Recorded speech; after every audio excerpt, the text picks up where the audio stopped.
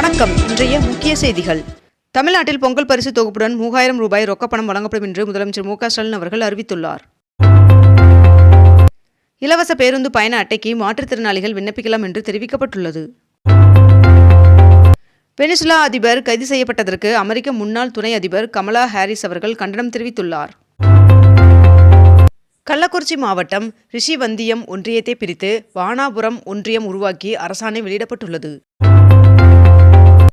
தமிழகம் முழுவதும் 9248 கடைகளில் இருந்து தடை செய்யப்பட்ட 15 டன் பிளாஸ்டிக் பறிமுதல் செய்யப்பட்டு 12 லட்சம் ரூபாய் அபராதம் விதிக்கப்பட்டுள்ளது. மத்திய அமைச்சர் அமித்ஷா அவர்கள் இன்று புதுக்கோட்டைக்கு வருகை தர உள்ளார். பொங்கல் பண்டிகையை முன்னிட்டு வருகின்ற 8ஆம் தேதி முதல் சிறப்பு ரயில்கள் இயக்கப்படும் என்று தென்னக ரயில்வே அறிவித்துள்ளது. மேலும் இன்று முன்பதிவு தொடங்கும் என்றும் அறிவிக்கப்பட்டுள்ளது. தமிழகத்தில் அரசு அலுவலர்கள் மற்றும் ஆசிரியர்களுக்கு புதிய அறிவிப்பின்படி கடைமாத ஊதியத்தில் 50% ஓய்வூதியமாக வழங்கப்படும் என்று அறிவிக்கப்பட்டுள்ளது. தமிழ்நாட்டில் 11 கோவில்களில் 18 புதிய திட்டப் பணிகளுக்கு முதலமைச்சர் மு.க.ஸ்டாலின் அவர்கள் அடிக்கல் நாட்டினார். 2025ஆம் ஆண்டில் திருப்பதி ஏழுமலையான் சுவாமி கோவிலில் பக்தர்கள் 1383 கோடி ரூபாயை காணிக்கையாக செலுத்தியுள்ளனர் என்று தகவல் வெளியாகியுள்ளது. இலங்கை கடற்படையால் கைது செய்யப்பட்ட மீனவர்களை விடுவிக்க நடவடிக்கை தேவை என்று வெளியுறவுத்துறை அமைச்சருக்கு முதலமைச்சர் மு.க.ஸ்டாலின் அவர்கள் கடிதம் எழுதியுள்ளார். வருகின்ற ஜனவரி 7ஆம் தேதி முதல் 20ஆம் தேதி வரை அதிமுக தேர்தல் அறிக்கை தயாரிப்பு குழுவானது மண்டல வாரியாக சுற்றுப்பயணம் மேற்கொள்ள உள்ளனர் என்று தெரிவிக்கப்பட்டுள்ளது.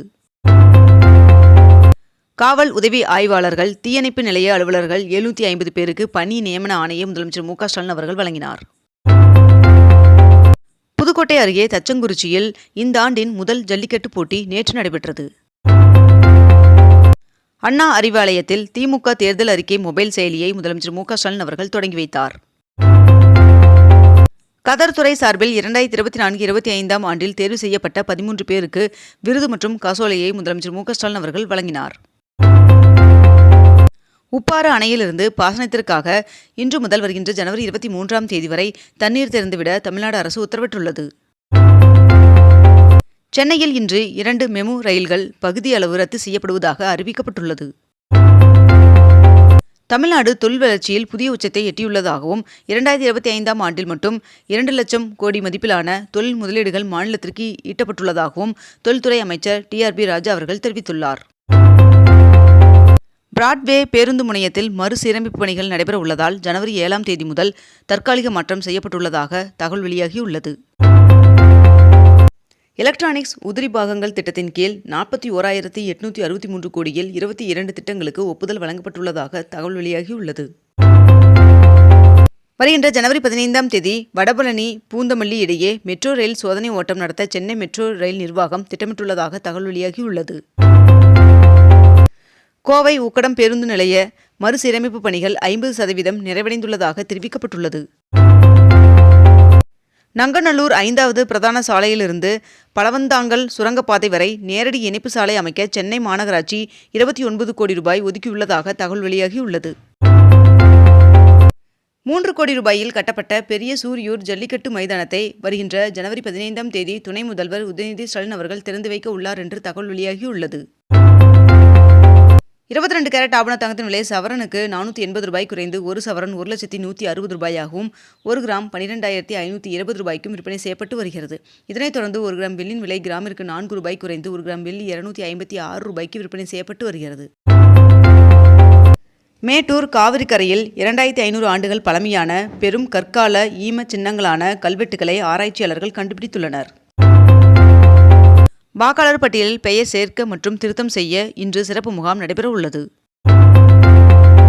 வருகின்ற ஜனவரி 19ஆம் தேதி தஞ்சாவூரில் திமுக மகளிர் அணி மாநாடு நடைபெற உள்ளதாக தெரிவிக்கப்பட்டுள்ளது.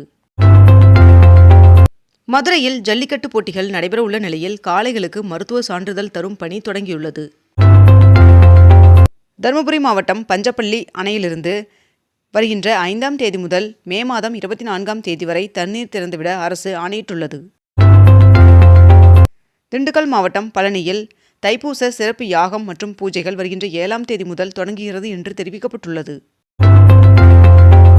திமுக இளைஞரணி தென்மண்டல மாநாடு விருதுநகரில் வருகின்ற ஜனவரி 24ஆம் தேதி நடைபெறும் என்று திமுக தலைமை அறிவித்துள்ளது.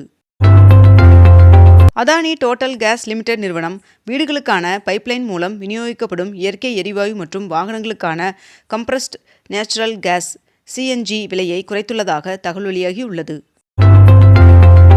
சென்னையில் 32 கோடி ரூபாயில் புனரமைக்கப்பட்ட விக்டோரியா பொது அரங்கை பார்வையிட கட்டணம் நிர்ணயம் செய்யப்பட்டுள்ளது.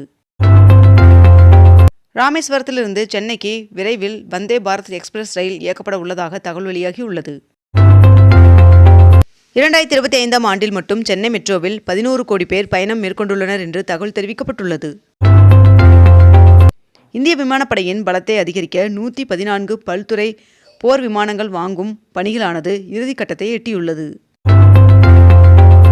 ஈஷா மகா சிவராத்திரியை முன்னிட்டு சென்னையில் ஆதியோகி ரத யாத்திரை 1ஆம் தேதி முதல் 8ஆம் தேதி வரை நடைபெற உள்ளதாக தெரிவிக்கப்பட்டுள்ளது. 60 ஆண்டுகளுக்கு பிறகு மீண்டும் சிங்கவால் குரங்குகள் கணக்கெடுக்கும் பணி நடைபெற உள்ளது. முதலமைச்சர் மு க ஸ்டாலின் அவர்கள் வருகின்ற ஜனவரி 8ஆம் தேதி பொங்கல் பரிசு தொகுப்பு விநியோகத்தை சென்னையில் தொடங்கி வைக்க உள்ளார் என்று தகவல் வெளியாகியுள்ளது.